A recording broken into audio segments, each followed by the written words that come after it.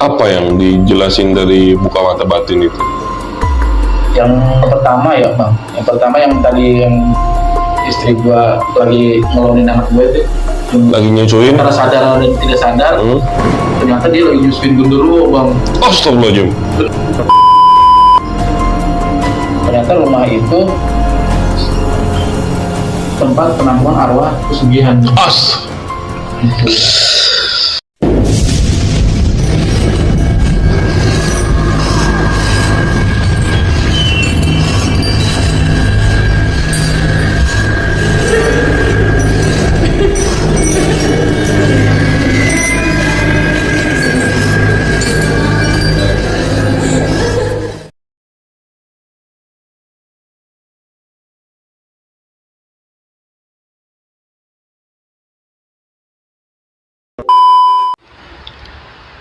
Ya, assalamualaikum warahmatullahi wabarakatuh. Waalaikumsalam.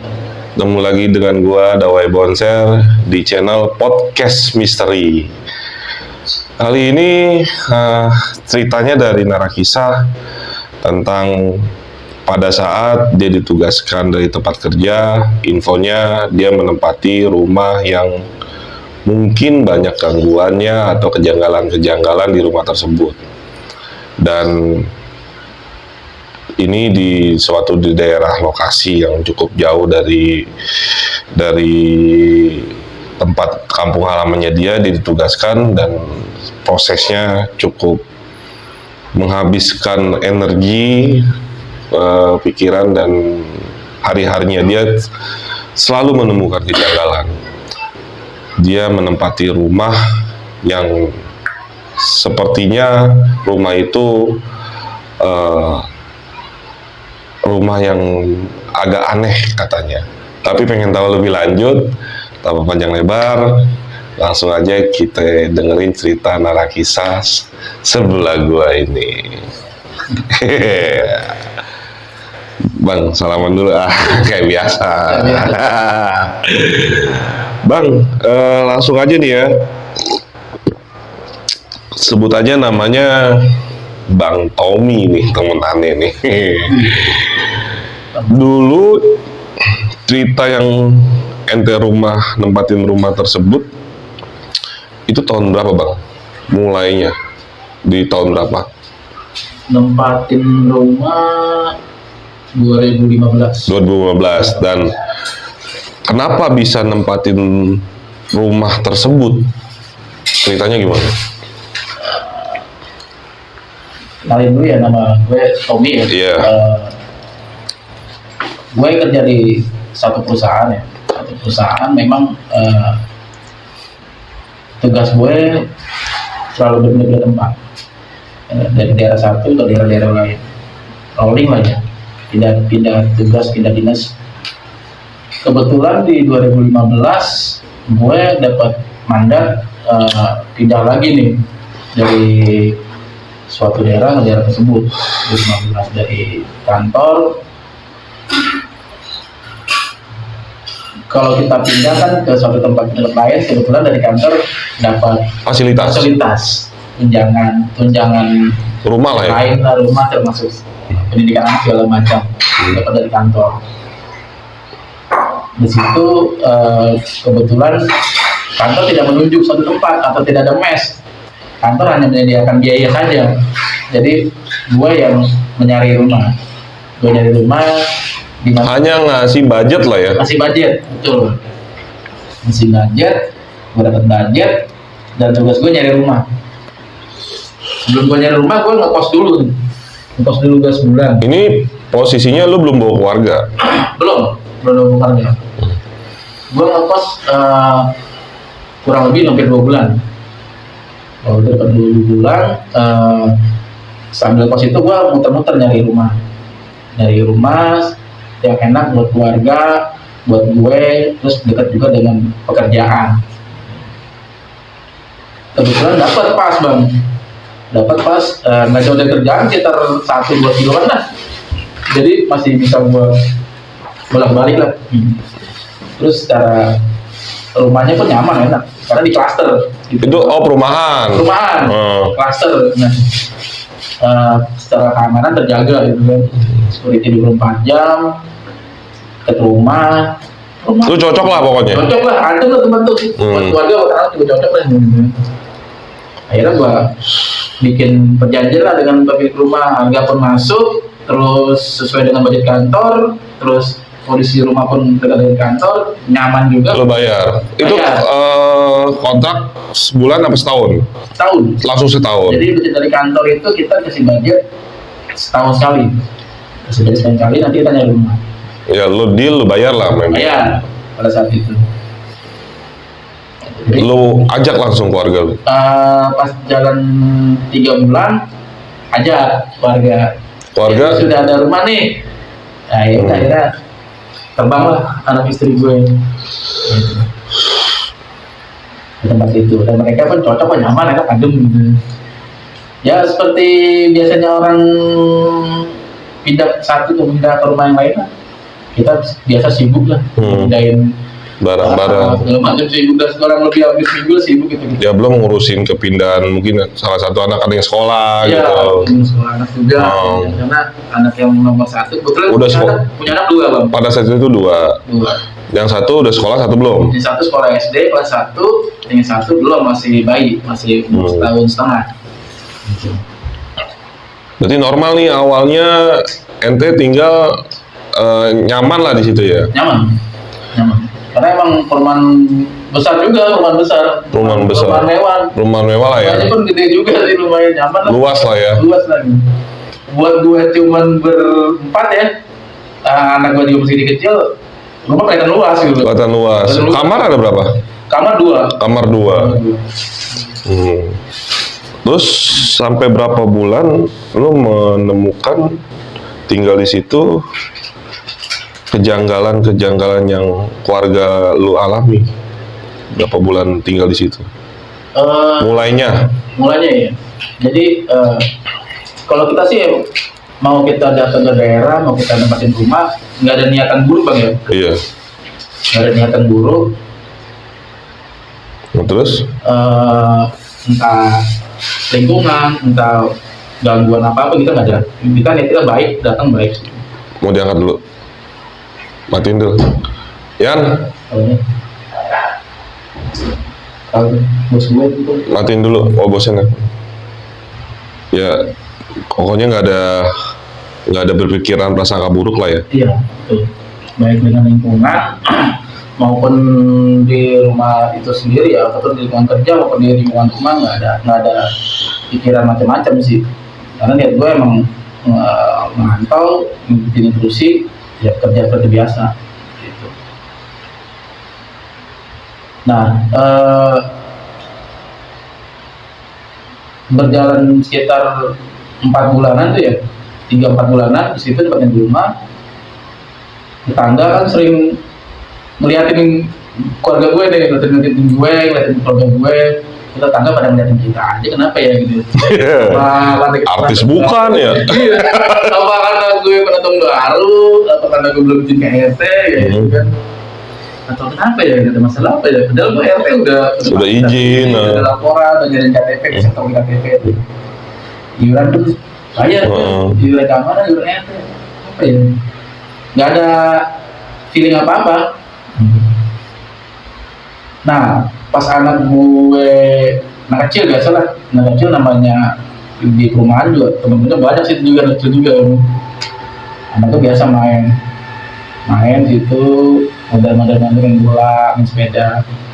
Ada tetangga yang kecil juga ngomong sama anak gue, kok mau nempatin rumah hantu?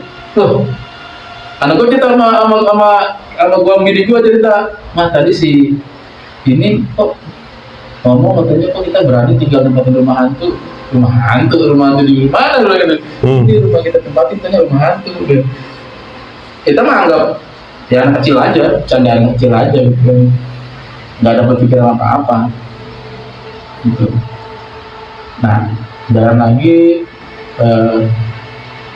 sambil berjalan, anak gue ternyata nggak entah cuaca entah apa, gue nggak berpikir macam-macam bang ya, entah emang nggak cocok tinggal di daerah itu, apa emang karena makanannya atau apa, anak gue mulai sakit-sakitan tuh.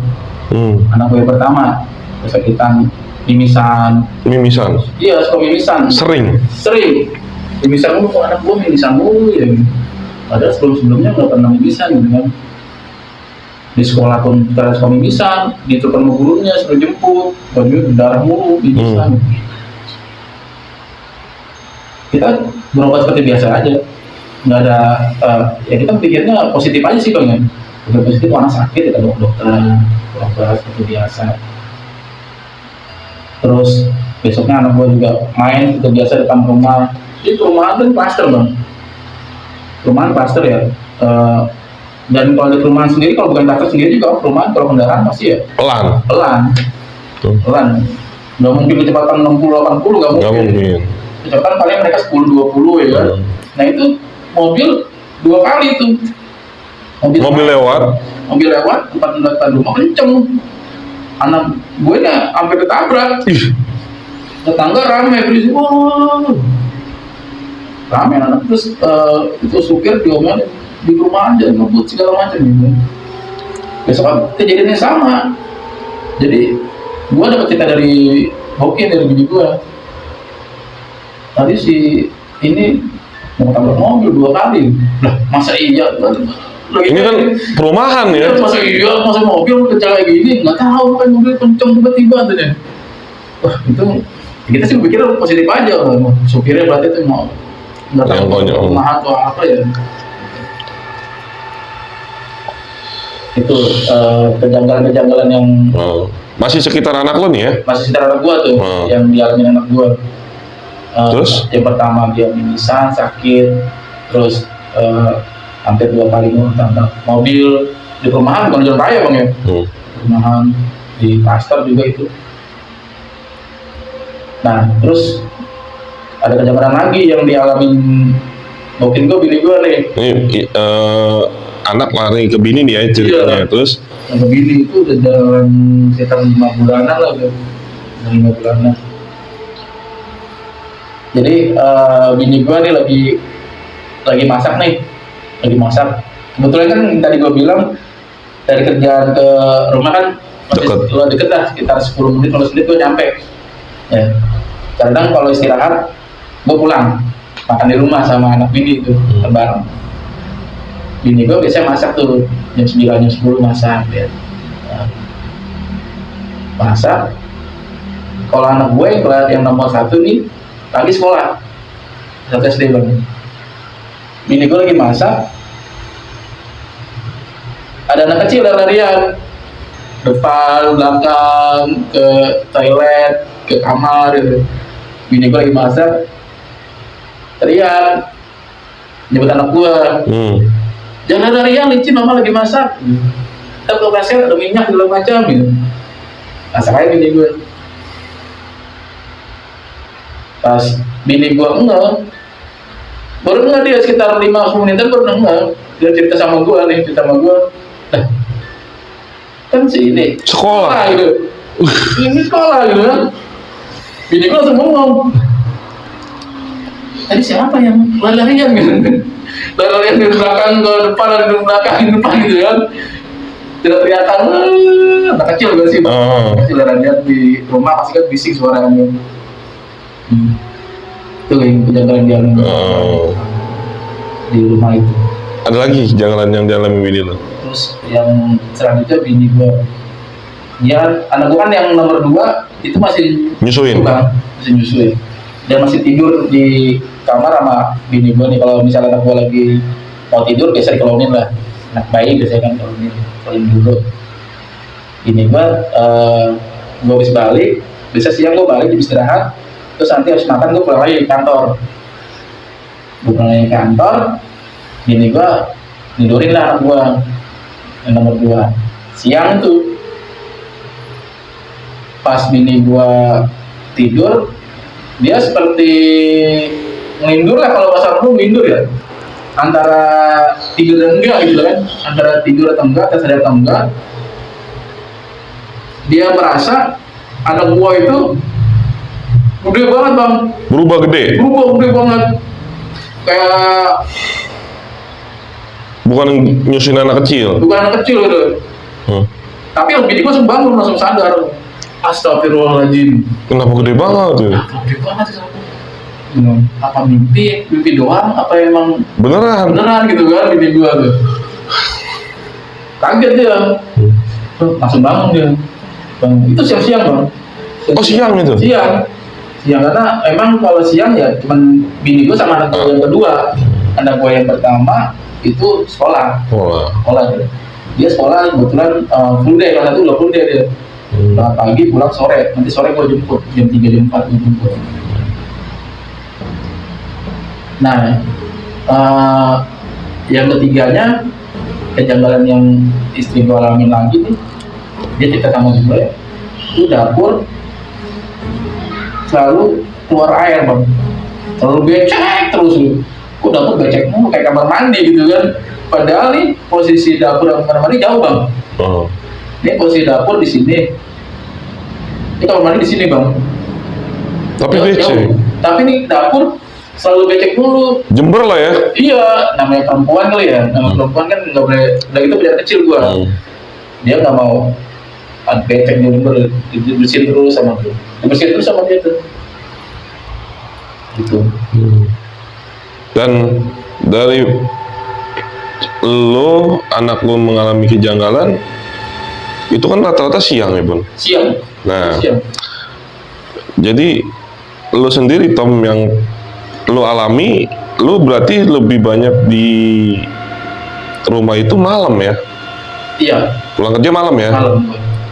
Lo sendiri ada mengalami kejanggalan? Ada sih. Kebetulan memang gue kerja berangkat pagi, pulang malam. Habis isya sih rata-rata gue pulang lah jam 8 jam 9. Tapi gue memang waktu gue nempatin rumah itu mungkin kalau ada atau ada kebiasaan atau apa, kalau kita pindah rumah kan selamatan, pengajian, apa gitu ya, bisa gitu ada ya. Kalau gue betul waktu itu nggak ada, jadi nggak ada selamatan acara apa gitu. Cuman gue aja nih inisiatif. Gue inisiatif setiap malam Jumat gue baca Yasin, ngaji. Untuk kirim doa dan bikin kirim doa gue ke arwah, ke almarhum ya, ke orang tua gue. Sekali juga gue ya gue ngaji aja biar rumah makin adem, mungkin disolatin, dikajiin biar adem, makin adem rumah gitu ya. Biasanya sih gue malam Jumat tuh. Nah, entah kenapa ya, setiap gue habis ngaji pasti gue tepar bang. Ini ngaji di mana? Posisi di ruang tamu? Ngaji tuh di kamar nomor 2. Kamar yang emang lu gak tidurin? Enggak, gue gak tidurin. Jadi emang gue ngaji di situ, jadi biar gue gak diganggu. Karena di kamar kan ada anak gue di tengah rumah, TV, bini gue nonton TV. Makanya gue ngaji di kamar gue. Betul kan tertutup juga. Gitu. Gak ada apa-apa sih, kasur juga gak ada. Gitu. Gue ngaji di situ. Setiap gue habis ngaji, pasti gue tepar. Teparnya ngantuk apa sakit? Sakit. Meriang, terus entah dada gue, entah perut gue, entah napasan gue nyesek gitu kan. Ada aja yang gue alamin gitu. Ya, gue sih berpikir sip-sip aja, aduh kecapean kerja, masuk angin, atau gue mungkin salah makan atau apa gitu kan. Ya positif aja sih. Gue hampir 3 kali bang masuk rumah sakit di situ. Dan kejadiannya sama setelah ngaji? Iya. Dan kejadiannya setiap gue habis ngaji, gue tepar, pasti gue masuk rumah sakit. Dan rumah sakit gue gak pernah dirawat inap. Diagnosanya juga nggak kenapa-napa? Gak kenapa-napa. Jadi gue cuma masuk UGD, terus disuruh tidur diem. Nanti kasih obat apa, dia gue gak ngerti tuh. Lu pulang? Terus sejam 2 jam kemudian gue pulang. Sehat lagi. Gitu. Itu sampai 3 kali loh. Kejanggalan yang gue alamin. Tapi ya kalau awam ya sih bang, itu entah memang gangguan atau apa, gue sih berpikir positif aja awalnya sih, karena gue capek atau apa dan lain-lain sebagainya, karena emang gue kerja pagi ke malam dari gue malam gitu. Jadi nggak ada pikiran ke arah hal yang goib atau hal yang negatif, itu nggak ada sih gitu. Puncaknya gimana Tom? Puncaknya sampai lu merasa kejanggalan itu dikumpulkan, sampai lu sadar sendiri itu puncaknya kejadian apa? Jadi kejanggalan kan ceritain sama istri gua, tentang anak gua, tentang istri gua yang ngalamin, tentang gua sendiri yang ngalamin di situ. Terus kebetulan malamnya gua bermimpi ketemu almarhum orang tua gua. Gua ke rumah gua yang gua tempatin waktu gua masih kecil. Gua main di situ, udah main situ. Paginya gue cerita sama Bukin sama istri, semalam mimpi ketemu almarhum, terus main di rumah bapak gue dulu kecil gitu kan. Istri gue nanggapin gue juga, nanggapin dah. Oh sama mimpinya gitu. Ketemu ini, ketemu almarhum, iya, diajak ke rumah gitu. Oh sama mimpinya gitu. Kita sih nggak macam-macam tuh, namanya mimpi gitu. Kita pikir oh mimpi. Kebetulan mungkin istri gue nelfon orang tuanya. Kalau gue kan orang tua gue udah almarhum semua kan. Kalau dia masih komplit. Istri masih komplit. Nelfon ke orang tuanya. Biasa ada anak sama orang tua kita kangenan gitu kan. Orang tuanya langsung nembak ke dia. Pulang sekarang juga. Pulang sekarang juga. Iya, pulang sekarang juga. Itu hari apa tuh? Enggak, lu cerita mimpi hari apa? Kalau masalah Senin pas Selasa gitu. Selasa. Iya, Nah, Selasa. istri lu nelpon keluarganya Hari Selasa itu juga. hari Selasa itu Iya, juga. itu juga. Berarti pulang saat itu juga. Disuruh pulang. Pulang hari Rebonya mau pulang. Iya, pokoknya di saat itu Iya. suruh pulang. Iya. Istri gua nelfon orang tuanya suruh pulang. Gitu kan. Nah, gua kebingungan bang, namanya karyawan kerja ya. Biasa lah bang, ada tanggal muda, tanggal tua. Jadi kalau salah tanggal tua itu suruh pulang. Dia suruh pulang sama mama. Besok nih. Kalau hari ini besok nih, bang telat gitu. Tiket pesawat berapa duit bang? Iya. Iya. Terus dapat apa kagak? Dapat kagak gitu kan. Tiket pesawat ini berempat, satu orang 600 gitu kan. Udah 3 juta gitu kan. Nggak ada uang. Tapi orang pemaksa suruh pulang jalan juga gitu. Gua nggak tahu ya, maksudnya apa orang tua gitu kan. Pulang akhirnya kita cari tiket, alhamdulillah tiket Dapet. dapat bang. Tiket dapat lagi promo juga, dapat cuman besoknya gitu. Hari Kamis. Hari Rebo. Hari Rebo. Oh. Rebo.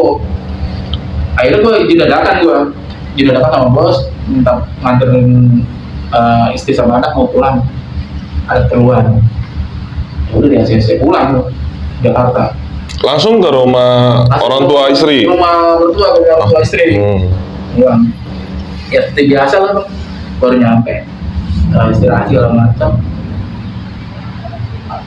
Besoknya nih istri langsung dibawa ke tempat, gue nggak tahu apa itu ustaz atau apa gitu ya. Tapi setahu gue sih emang kayak sih mau ngaji gitu. Dibawa ke situ, gue ditungguin di luar. Maksudnya di luarnya, di luar rumah apa di dalam rumah? Di luar, gue nunggu di luar, istri gue sama orang tuanya di dalam kayak gini bang di dalam. Di dalam, gue nungguin di luar depan rumah gitu. Teriak-teriak istri gue. Kedengeran sampai lu? Kedengeran udah di luar gue. Kenapa istri saya bro?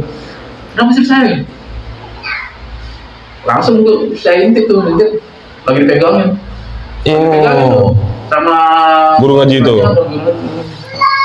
Ternyata istri aneh tuh, istri gue tuh lagi dibuka mata batinnya bang. Dibuka mata batin. Dibuka mata batinnya. Dia merem, istri saya tuh sih merem. Saya merem. Aneh ngeliat itu. Sampai rumah baru ada tanya, baru istri ngobrol. Maksudnya Cerita. kejadian di tempat guru ngaji itu di muka mata batin cuman hanya teriak-teriak. Iya. Nggak langsung cerita. Nggak usah cerita, aneh nggak tahu gitu kan. Sampai rumah baru istri cerita. Orang tua, ke aneh juga, orang tua juga udah paham. Pengetahuan itu.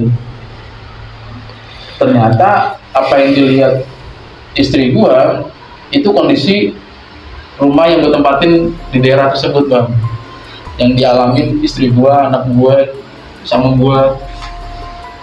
tentang kondisi rumah itu. Apa yang dijelasin dari buka mata batin itu? Yang pertama ya bang, yang pertama yang tadi yang istri gua lagi ngelonin anak gue itu, yang Lagi nyusuin? antara sadar dan tidak sadar, ternyata dia lagi nyusuin genderuwo bang. Astagfirullahaladzim. Genderuwo itu ternyata dia nyusuin genderuwo ya. Terus yang kedua, yang Anak kecil mulai larian itu, anak kecil larian, ternyata itu memang arwah anak kecil di situ. Ada arwah anak kecil yang meninggal, katanya sih sakit di situ. Terus yang ketiga, kenapa becek terus tuh dapur? Ternyata di situ ada ular bang. Ular. Nah yang di kamar, yang kamar nomor 2 ini yang gue suka ngaji. Suka ngaji, ya. Gitu. Terus anak gue suka, karena sekarang gue suka mau kamar itu terus. Ternyata genderuwonya di situ. Adanya di situ. Genderuwonya di situ. Nah, satu lagi Yang dibilang rumah hantu. yang di dalam rumah hantu, kamar anak kecil itu bang, ternyata arwah perempuan bang. Arwah Arwah perempuan. perempuan, rumah ternyata ada wanita gantung diri di rumah itu. Aduh. Dia gantung diri di pintu kamar. Di pintu kamar. Gantung diri di situ. Posisinya infonya sih katanya pas aneh nih ngobrol-ngobrol sama tetangga nih ya, pas ada balik lagi tuh ngobrol sama tetangga, ternyata ada perempuan gantung diri di rumah itu, posisi sedang hamil muda di rumah itu bang. Pantesan anak kecil ngomong cerita sama anak gue, apa kok berani tinggal di rumah itu, rumah hantu gitu. Kita mah nggak berpikir macam-macam bang ya, karena kita juga nggak tahu kondisi daerah itu juga. Ternyata rumah tempat wanita itu bunuh diri di situ, gitu bang. Dan disampaikan lagi sama istri saya tentang diceritain sama guru ngajinya, sama orang yang paham lah, ngerti lah. Ternyata rumah itu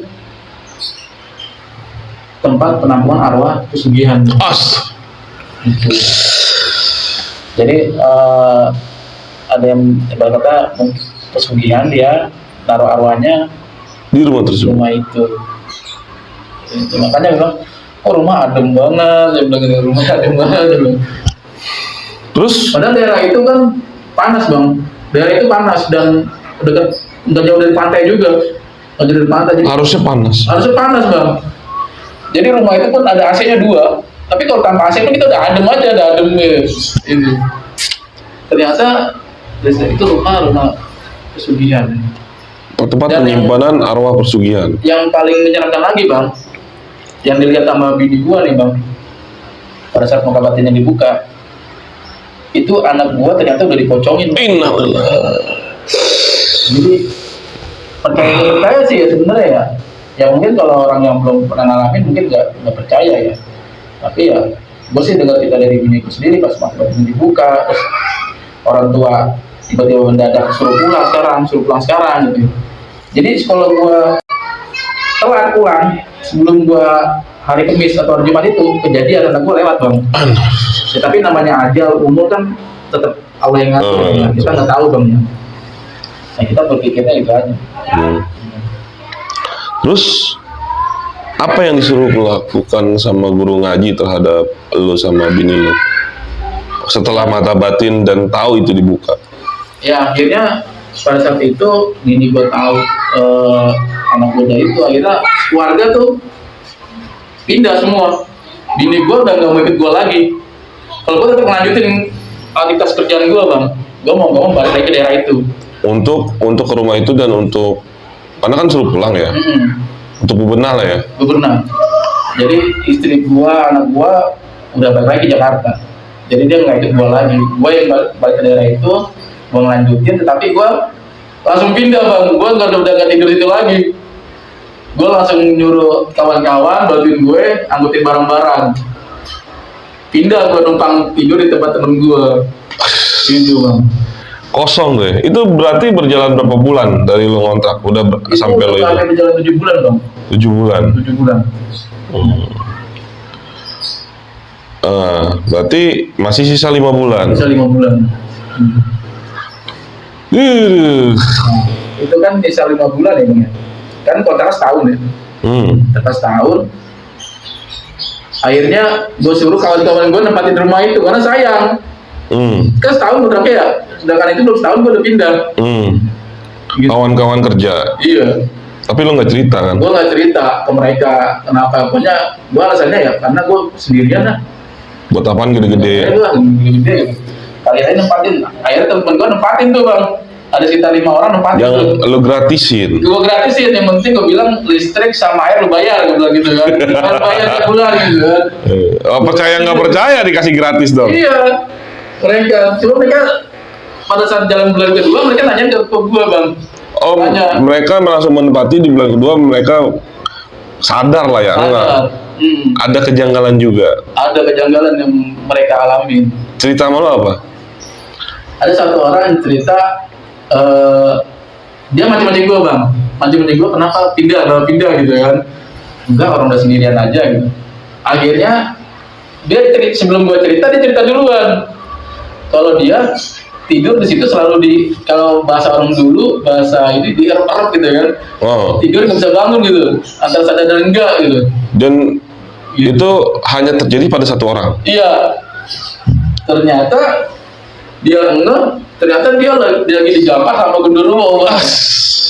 Ini di kamar nomor 2? Iya. Karena kan mereka berlima Bang. Kamar 2. Dipakai dua-duanya lah ya? Dua-duanya mereka tidur. Enggak, antara sadar dan enggak, ini tangan genderuwo dibuka dia begini Bang. Buka dia antara sadar dan enggak, langsung ya karena dia muslim segala macam, berbaca-baca segala macam. Nah, kan masih sisa 4 nih. Iya. Yang mengalami gangguan satu orang cerita sama lo. Sama, gangguin juga. Yang 4-nya ternyata gangguin, tapi mereka masih tamu gua Bang. Tapi satu persatu cabut itu. Satu-satu cabut sampai akhirnya kosong rumah itu. Mereka jangan lagi kunci ke gua. Pak, ini Bang, ini kuncinya rumah segala macam. Emang kenapa udah pindah kontrakan semua kan? Mereka nggak pernah cerita tuh Bang. Pas sudah berjalan kosong lama, baru cerita banyak digangguin. Tapi tidak se-ekstrim yang dialami keluarga gua. Iya, karena yang gua lihat di keluarga lo ada yang diminta jadi harus ditinggalin, harus ditinggal anak sama istri lo. Kalau nggak anak, istri gue yang minta. Itu sih yang gue alami. Nah ini ya percaya nggak percaya sih Bang, tapi ya itu yang gue alami dan yang disampaikan istri gue ke gue. Ya balik lagi ke orang lain sih, mau nyikapinya seperti apa sih gitu. Iya. Tapi ya ini yang gue ceritain ya realita apa yang gue alami. Dia story ya. Emang orang menilainya responnya lebih bijaksana ya, karena mungkin hal-hal yang begini sedikit tabu, sedikit aneh. Tapi ini narasumber true story, dia cerita apa yang dialami. Nah, ini berarti sekitar 7 bulan. Ibaratnya ente menempati rumah yang tempat menyimpan arwah-arwah persugihan lah ya. Balik lagi ke awal, yang punya rumah pada saat dikontrakin sama ente bayar juga nggak cerita apa-apa. Nggak cerita apa-apa. Jadi gue tahunya itu justru dari tetangga aja. Jadi tadi yang anak kecil yang cerita ke rumah hantu, terus tetangga gue cerita bahwa itu ada 2 orang berdiri di situ. Terus anak kecil yang meninggal di situ karena sakit. Jadi sudah berapa orang yang nempatin rumah itu almarhum bahasanya. Almarhum, kalau nggak sakit. Ya karena mungkin karena emang udah ajalah kali ya. Atau apa, kita sih berpikir positif aja sih ya. Mungkin karena emang udah ajalah kali Bang ya. Emang udah jalur seperti itu kali biarnya gitu kan. Dan jalur lu juga ada proses dari mimpi. Terus orang tua memberitahu dan lu cepat respon. Dan lu nggak kekeh, di sini aja. Tuh. Kan biasanya yang kayak gitu kan. Betul, gue sih masih ikutin orang tua, ya udahlah pindah lah.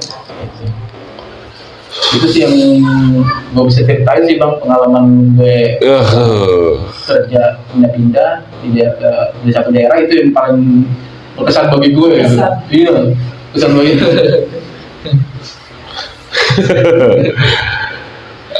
Cukup menarik ya kisahnya, dan dari cerita ini apa yang ente mau sampaikan pesan kepada penonton nih dari kejadian yang lo alami ini? Ya pesannya sih ya tetap ya kita tetap percaya sama Tuhan kita, sama Allah. Umat muslim kita sama Allah SWT ya, percaya sama yang di atas ya. Karena kalau kita ya makhluk gaib pasti dalam Al-Quran juga ada loh ya.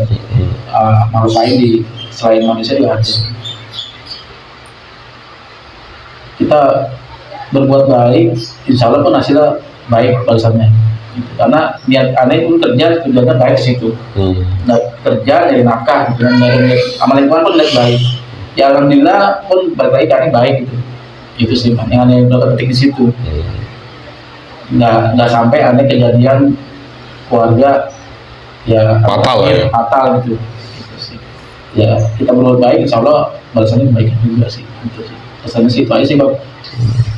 Yang aneh petik sih itu. Jadi hari alami itu alhamdulillah masih diberi keselamatan. Itu sih. Ya, makasih Bang Tommy telah berbagi kisah misteri di channel podcast Misteri Aneh, dan semua berawal dari niat baik dan kelakuan apa yang kita tanam kepada lingkungan. Dan satu lagi tambahannya, kita jaga adab apa yang dianjurkan orang tua harus kita ikutin juga. Karena kalau sampai dia membantah tadi, gua nggak berpikir apa yang terjadi nih. Ya kan, secara egois harusnya ini sayang Pak 5 bulan lagi. Ya kan? Bicara materi ya kan, terus apa-apa nih langsung suruh pulang. Gua lagi nggak punya duit. Kenapa gue disuruh pulang? Emang nyari tiket gampang? Itu secara egois. Tapi lu sangat nurut dan percaya bahwa orang tua itu benar gitu. Itu yang gue tangkap seperti itu. Ya, tolong ditonton lebih bijaksana, dan ini mengandung unsur sensitivitas, dan kita meresponnya lebih baik dan jadi pengalaman lah jika merantau ke suatu tempat dimanapun. Ya jaga sikap, jaga adab, karena kita nggak tahu tempat tersebut pernah terjadi apa, lokasi tersebut ada apa, kita nggak tahu. Ya, cerita dari Bang Tommy ini mudah-mudahan bisa jadi inspirasi dan bermanfaat buat penonton di channel Podcast Misteri. Ya, sekian dari Aneh, Dawai Bonser, dan Bang Tommy, mohon pamit. Assalamualaikum warahmatullahi wabarakatuh. Waalaikumsalam.